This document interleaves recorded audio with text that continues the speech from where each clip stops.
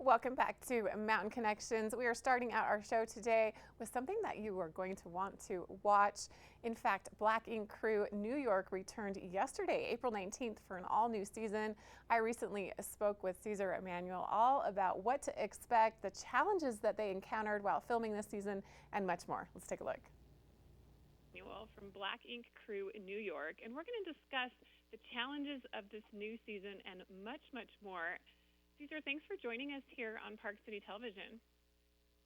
Well, thank you for having me. So it was quite the challenge as the crew emerged from isolation and had to adapt to changes. Tell me more about what we can expect from this new season. Man, well, what you can expect from this new season is like everybody know what's the normal, Black Ink. We're known to be partying. We're known to get into a whole bunch of fights, scuffles, and then get to tattooing. But you're gonna see because of the pandemic, a lot of things have changed with us. A lot of us have matured. A lot of us stayed the same. I mean, a lot of us changed, and some of us stayed the same. This whole pandemic has showed us that we got to pull out another hustle and another grind and basically support one another because we was on COVID for over a year and we didn't really get to see each other. And a lot of people don't know last season we lost 113. So we basically been homeless from a home shop for over a year. Now people understand, yeah, I have multiple shots, but 113 was home. And for us, it was like we lost 113 and then the pandemic happened. It was a whole emotional roller coaster. So now people are going to see how we dealt with that, just like normal people. A lot of people don't understand we're not that far from our audience. Like we're not those celebrities that are putting out albums and trying to portray a certain type of lifestyle. We portray the normal hood lifestyle, the everyday person that could make it if they just persevere. And at the end of the day, we had to do a lot of perseverance through these troubling times.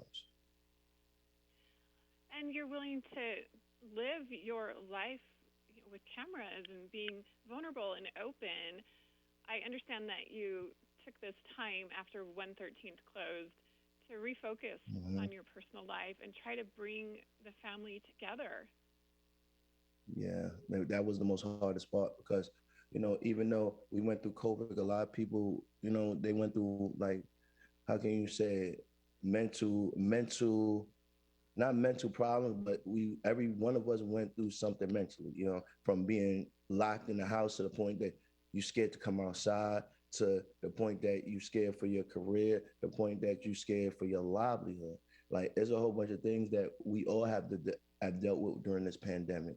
And we're just gonna sit here and portray what everybody else is going through. Like at the end of the day, we're not, like I said, we're not that far from everybody else. Yeah, we've been on TV for a while. Yeah, we have a little bit of money, but money does not equal out to anything when it comes down to your health and the whole world going through a crazy crisis. Well, and not to mention you're navigating all of this during a time of national, social, and racial unrest.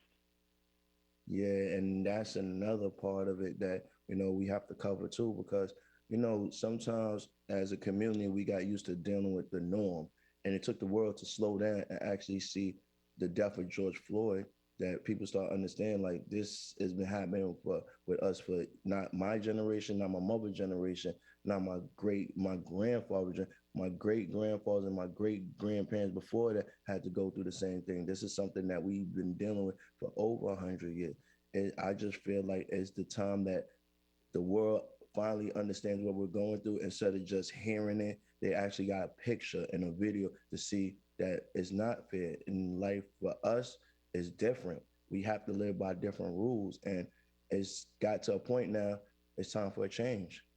It's time for a change. I believe in America, everybody should be counted as equal, no matter of your social status or your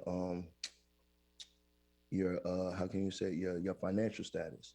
Is something that us as a people wanted forever. We never wanted revenge. All we wanted was basically equality. And now that everything's coming to the forefront, I feel like we're moving in the right direction. So possibly the next decade or so, or probably more than that, get everything on the road. Because honestly, America will never be great until we're all united together because we have a whole world we're against. And when you look back at your time on Black Ink Crew New York this season and past seasons, is there anything that you really are proud of? Anything that is going to be your takeaway when, 10, 20 years from now you look back on this time? If I could say anything and take back, I'm just happy that people got to my whole journey of me come going from basically a struggling shop owner to a thriving basically mogul. And it's like I never thought in a million years that this would be my story or that the whole world would share it with me. The most proud part of it is that I'm a young black man, and during these times, this is what is needed the most. Somebody who could wave from the regular and doing tattoos and opening up this franchise Black Ink is different from the norm, especially as a black person, especially in this tattoo industry where we're really the minorities. Well, Caesar, Emmanuel, I really enjoyed speaking with you today. Black Ink Crew New York returns Monday, April 19th at 8 p.m. Eastern Time on VH1. Thank you so much for spending time with us Uh, here on Park City but Television. thank you for having me. Listen, I love Salt Lake. I'll be out there soon. Oh, you'll have to stop by. I will. I definitely will.